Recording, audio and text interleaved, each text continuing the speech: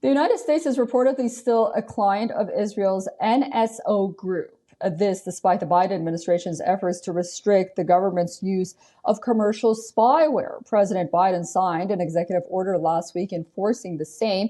Israeli spyware firm NSO Group specifically was blacklisted long back in 2021 for activities contrary to U.S. national security or foreign policy interests. But a New York Times report reveals that just 5 days after the Biden administration announced the blacklisting of NSO, in November 2021, a U.S. government agency purchased a spyware from NSO via a front company. The software, which was purchased, is known as Landmark. It is a geolocation tool that can covertly track mobile phones around the world without the phone user's knowledge or consent. According to the report, despite being aware of the problematic nature of working with NSO, the U.S. government decided in November 2021 to buy its software via a front company from New Jersey called Cleopatra Holdings. The report claims to be disclosing the secret contract for the first time.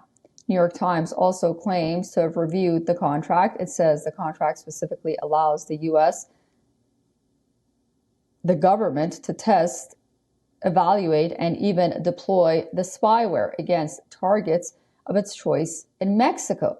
Earlier, it was reported that the FBI purchased NSO Group's Pegasus software for research purposes and even looked into using it for domestic investigations. The CIA is also reported to have used Pegasus in Djibouti. The latest report comes in the backdrop of President Biden signing an executive order to clamp down on government use of commercial spyware.